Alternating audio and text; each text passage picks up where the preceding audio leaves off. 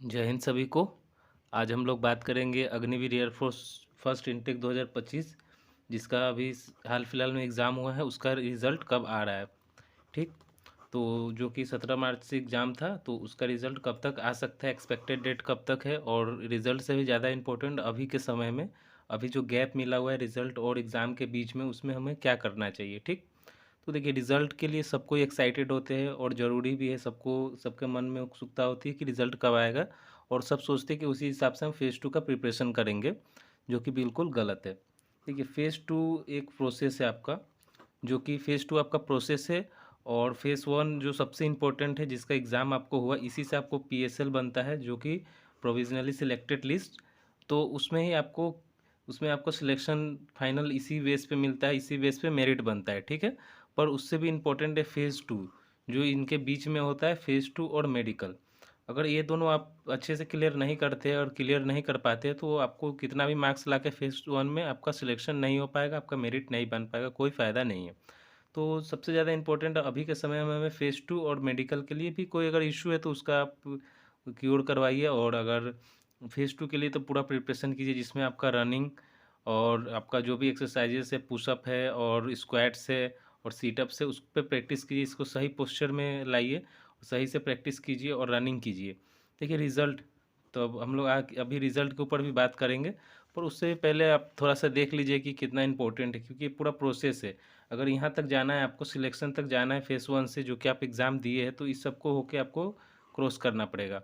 अगर आप सोचते हैं कि फ़ेज़ 2 का जब फ़ेज़ 1 का रिज़ल्ट आएगा फिर दौड़ लूँगा, प्रैक्टिस कर लूँगा, तो ये इम्पॉसिबल है, ठीक?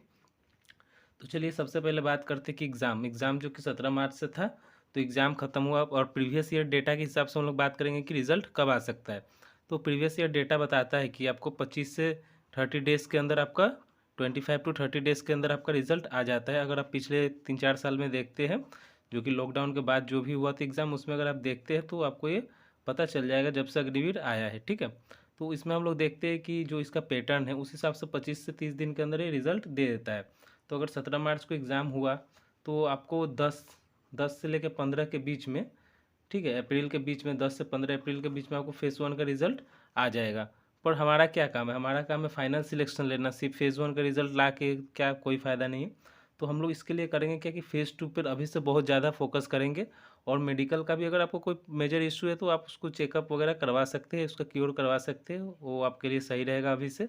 और फ़ेज़ 2 के लिए देखिए, क्योंकि अगर इस फील्ड में कोई आता है कोई भी प्रिपरेशन के या वर्दी लेने के लिए, तो उसको अल्टीमेट मोटो रहता है कि फाइनल वर्दी ले। तो अगर मेडिकल कोई इशू आ रही है, तो उसको करवा लीजिए, ये नहीं कि रिजल्ट आएगा तो ऐसा कुछ नहीं है। और फ़ेज़ 2 जो कि आपको रनिंग और ये रनिंग और आपका पुशअप स्क्वाट कोई आसान नहीं होता है, और बहुत ज़्यादा हार्ड भी नहीं है, प्रैक्टिस की बात है।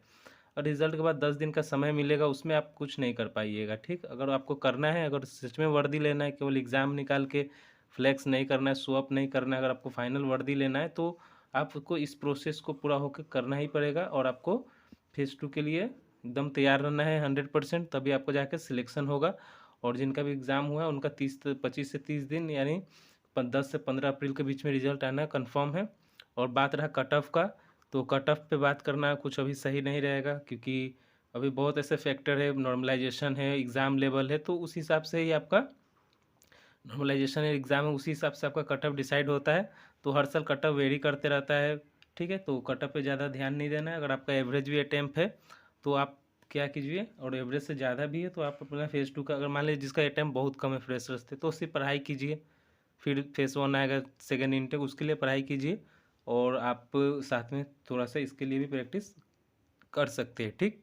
तो धन्यवाद। चलिए, आप लोग बेस्ट ऑफ लक, आप सभी को रिज़ल्ट आए, और आप सभी सिलेक्शन लेके जाए, वर्दी पाए, यूनिफ़ॉर्म पाए, और आप अपना काम पूरा मेहनत से कीजिए। फ़ेज़ 2 का तैयारी, आपको प्रोसेस पर अगर ध्यान देते हैं, तो आपको फाइनल रिज़ल्ट ज़रूर मिलेगा।